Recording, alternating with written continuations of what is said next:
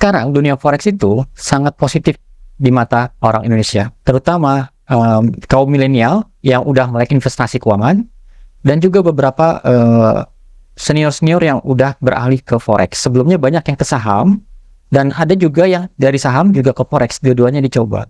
Yang terkait dengan titip dana, nah ini titip dana sebenarnya tidak diperbolehkan, karena itu udah melanggar, dan kita juga tidak boleh melakukan transaksi di luar dana orang.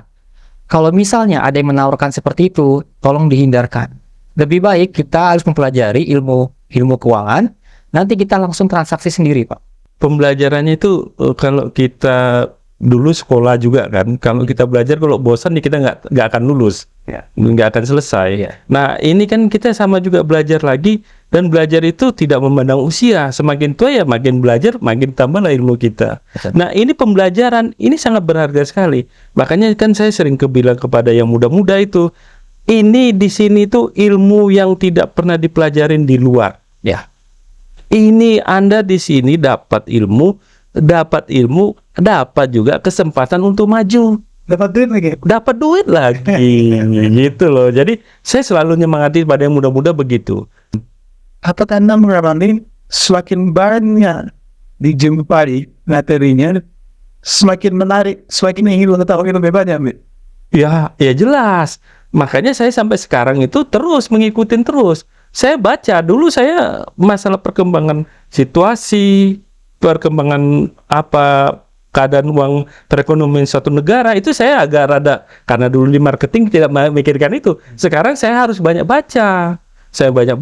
Nah ilmu saya makin bertambah. Jadi gitu, ke nasabah juga saya udah berani, udah siap, karena kan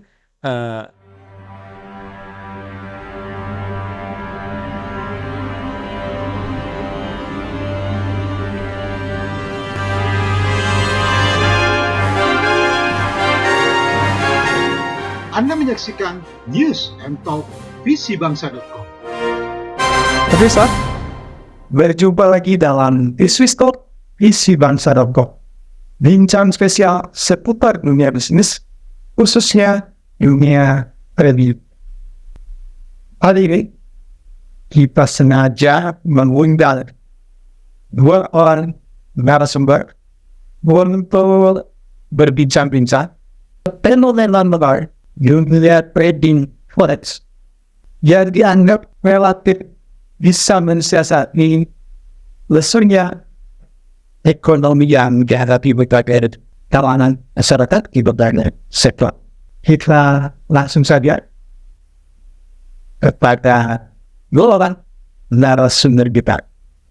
Ada seperti biasa Mas Khairul Huda, analis dari BDMax. Yes. Terima kasih Pak sudah kembali hadir bersama kita. Sama-sama, Pak. Bahwa ada Mas Dian, ini pendatang baru dunia trading. Mas Dian, ya, Anda relatif baru masuk dunia trading forex ini. ya. Sebelumnya Anda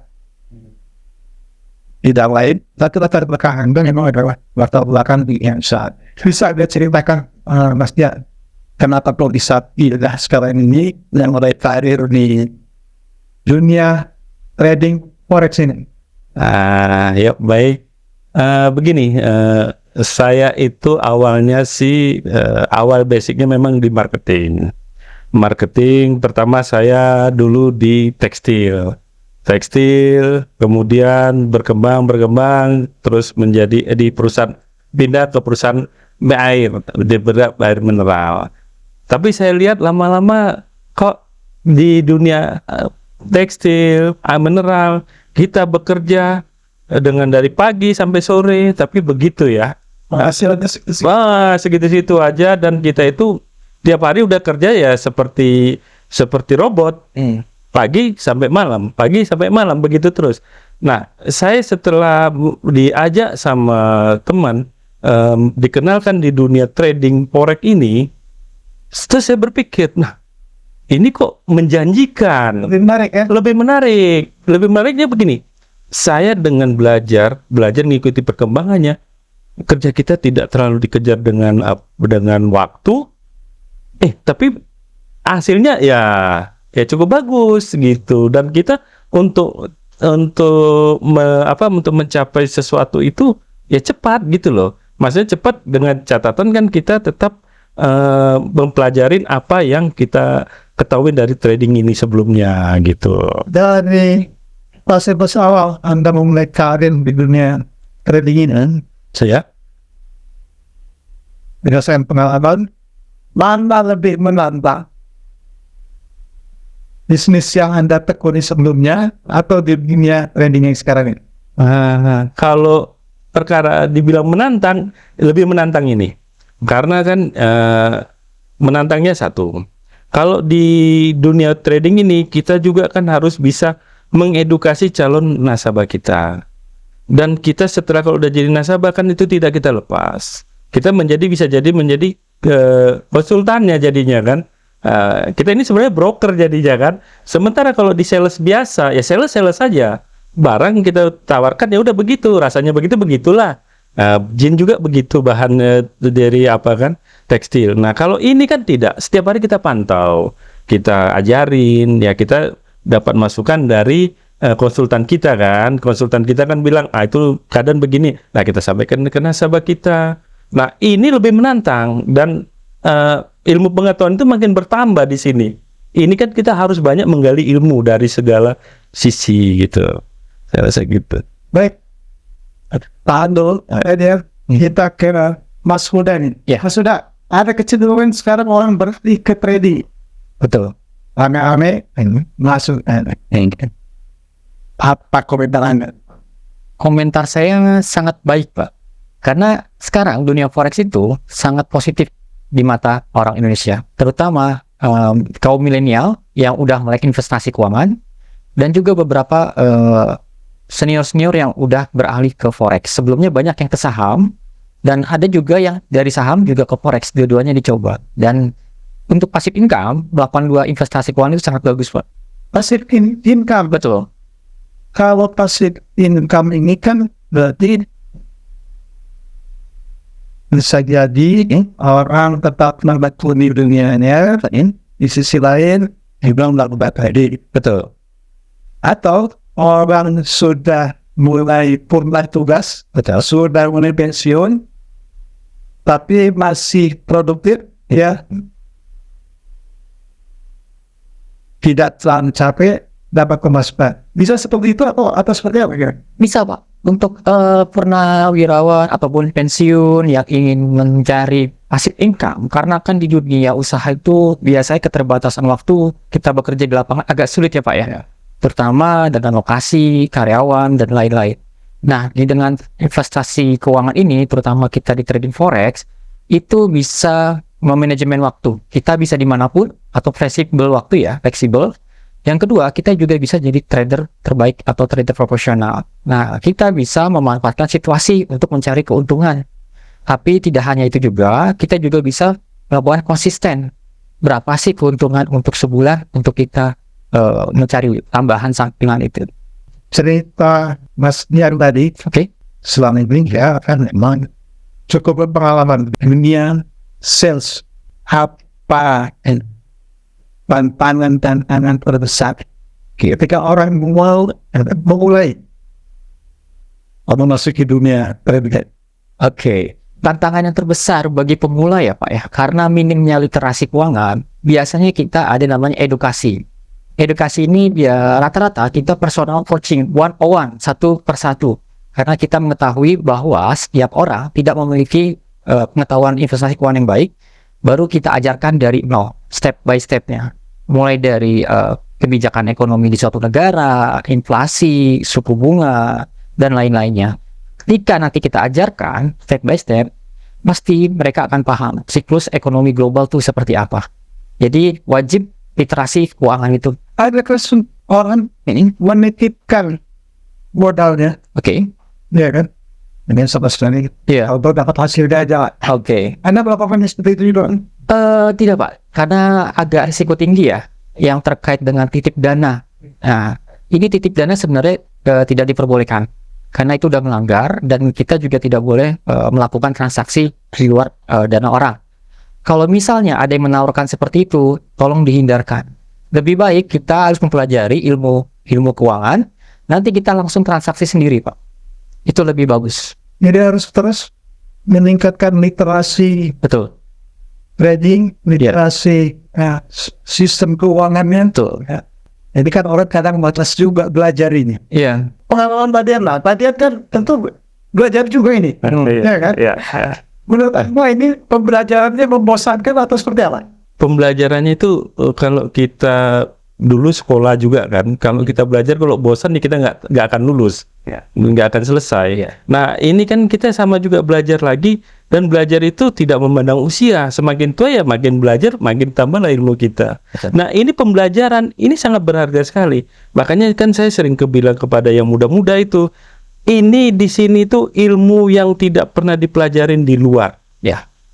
Ini Anda di sini dapat ilmu, dapat juga kesempatan untuk maju, dapat duit lagi, gitu loh. Jadi saya selalu nyemangati pada yang muda-muda begitu. Saya, yuk, Untuk belajar tidak langsung semua. ya,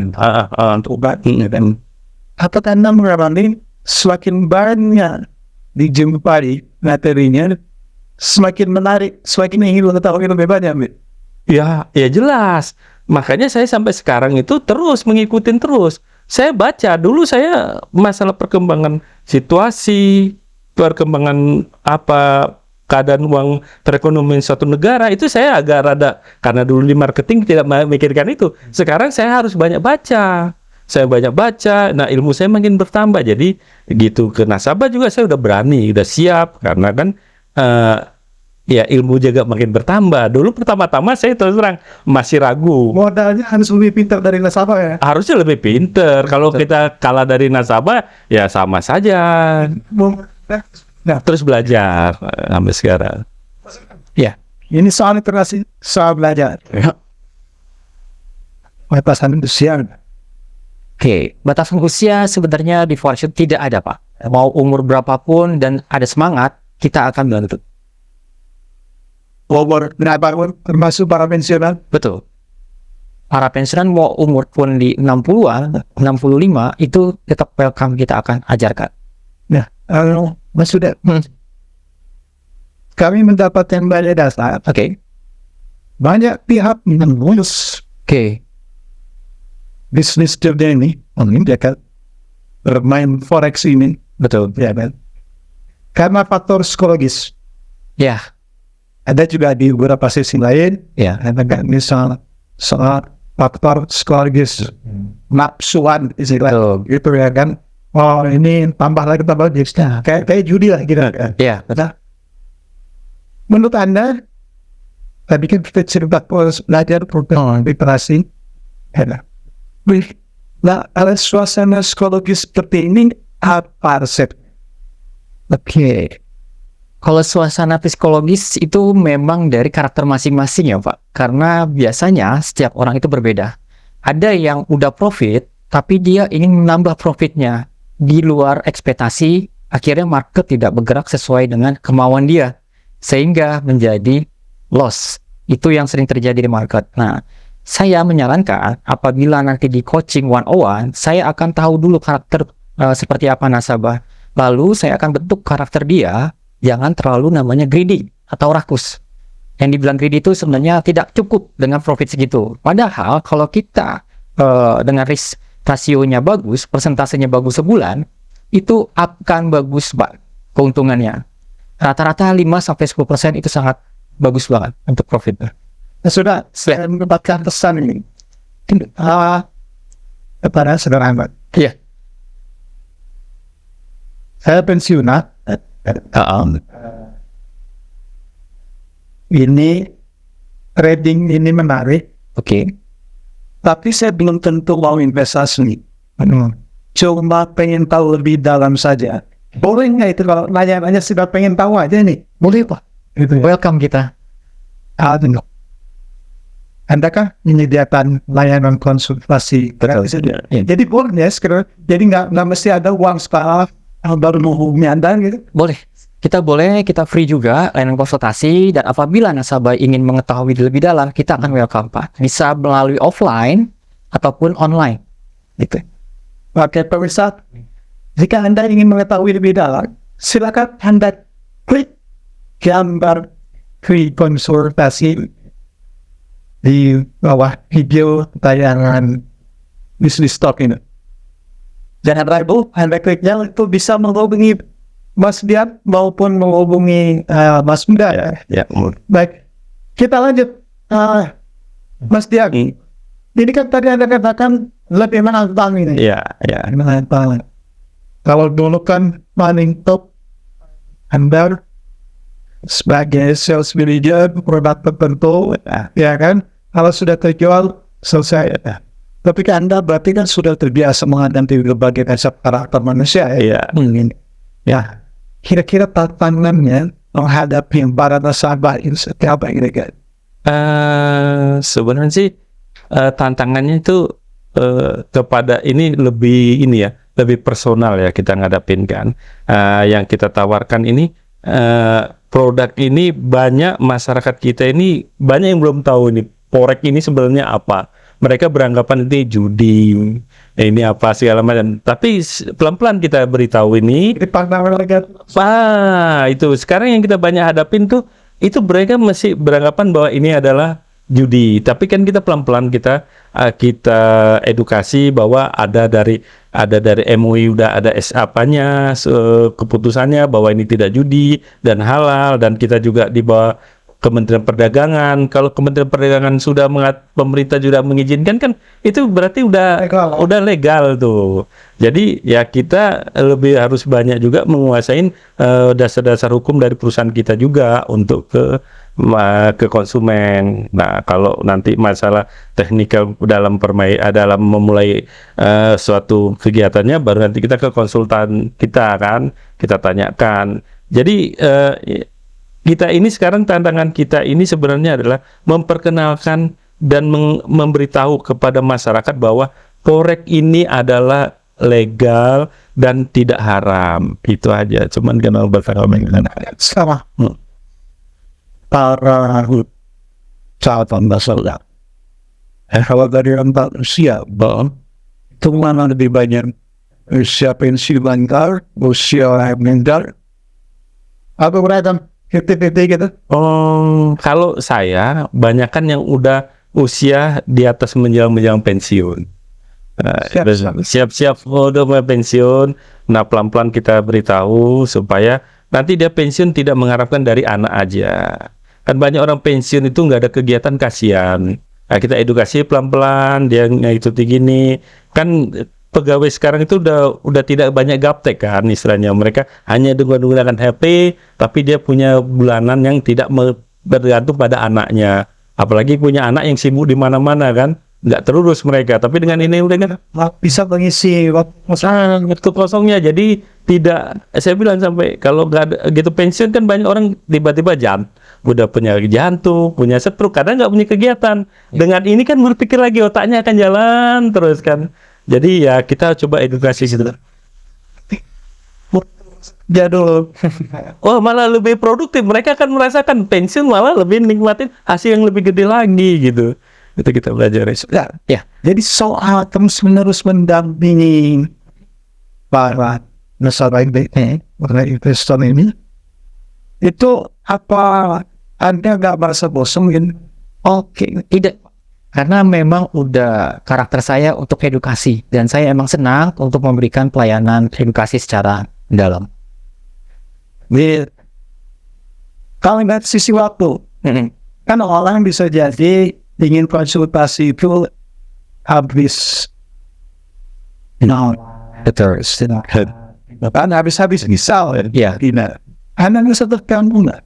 Tidak, Pak. Emang sudah tugas untuk pelayanan edukasi. Untuk pelayanan edukasi bisa tiba-tiba masuk kalau tanya ini, tanya itu, gitu. Secara pribadi Anda merasa ini buat jam kerja gitu? Oh, tidak. Dan semua jam kerjaan 24 jam gitu. Iya, betul. Karena satu pelayanan, Pak, yang kita utamakan. Ketika pelayanan yang baik, nasabah juga senang. Transaksinya sendiri itu terjadi pada pukul berapa sampai pukul berapa? Oke, transaksi forex itu ada 3 benua, Pak. Yang pertama itu di jam 5 pagi di waktu Indonesia Barat ya. Jam 5 pagi itu adalah sesi Australia. Nanti akan dibuka lagi jam Asia di jam 7 waktu Indonesia Barat. Nah, Beda itu ya. berbeda range waktunya. Australia sendiri Asia, pukul berapa itu? Australia dari jam 5 subuh, Pak, startnya. Nanti Asia juga dimulai barengan dengan Australia di jam 7 pagi. Nanti closingnya Asia bisa di jam setengah 2 siang atau sore. Sama jam Australia sama juga ya. Nanti ketika itu ada lagi sesi Eropa dan Amerika. Jadi total semua transaksi yang open di market itu hampir 24 jam. Hampir dong. Ya, jadi kurang lebih 23 jam rata-rata. Transaksi bisa dilakukan di semua jam itu, tapi sehari deh. Bisa, kecuali Sabtu Minggu karena libur. Oh, Sabtu Minggu libur. Libur. Jadi 5 hari, 24 jam. Ya, maksimal. Otomatis orang berkonsultasi orang meminta nasihat Anda juga bisa 24 jam ya. Bisa, tapi jangan di atas jam 12 malam atau jam 1 ya, Pak. Kenapa? Sudah perlu istirahat 3 ya. Betul. Baik, ini kita di terakhir Oke. bincang-bincang kita ini. Kita ingin ya semacam closing statement lah dari Mas Dia. Ini kepada seluruh pemirsa masyarakat Indonesia, silahkan hubungi kami. Jangan takut, jangan ragu untuk memulai suatu usaha. Ya, kami selalu terbuka 24 jam untuk memberi konsultasi. Saya rasa demikian. Baik, Mas Dia. Ya. Apa yang ingin Anda sampaikan ke publik yang sekarang ini justru mulai ramai kembali melirik dunia tadi? Apa pesan-pesan Anda nih? Pesan-pesan saya yaitu, Pak, yang satu harus namanya mengetahui pengetahuan, literasi ilmu keuangan, data ekonomi, serta data global yang diwajibkan bagi para investor baru. Apabila tidak mengetahui hal tersebut, akan sangat negatif dan berbahaya, Pak. Namanya market itu sangat volatile tinggi. Paling seperti itu aja. Terima kasih.